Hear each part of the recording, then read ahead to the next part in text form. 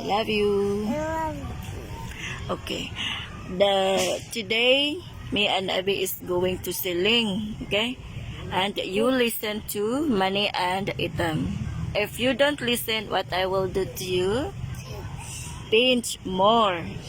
And then, after that, I will tell the teacher that you will listen to her and you listen and study and reading and understand what is the story about.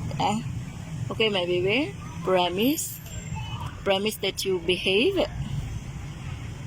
If you don't behave, then I will not go, Abe. And then Abe is alone. Kawawa si Abe.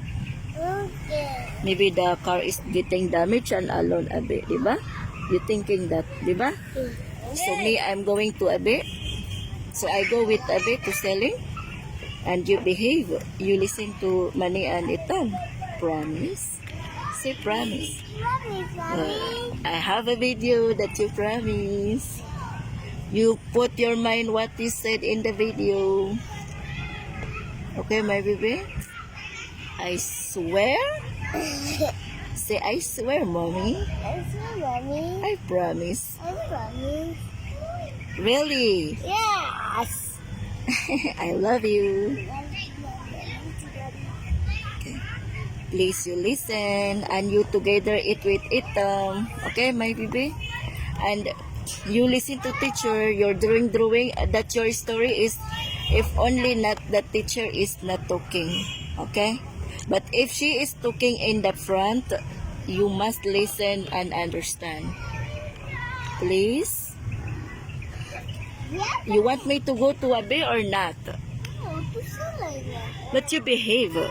Really? I swear. Promise. Promise, Mommy. Thank you. Welcome. How old are you? 6 years old. What is your name? This is Sarah. Good safety. Where do you school now? What's the name of this school? Doll. Mambahaw House. School. What the name of your room? Grade 1 Jasmine. Very good. You're so pretty. Yes.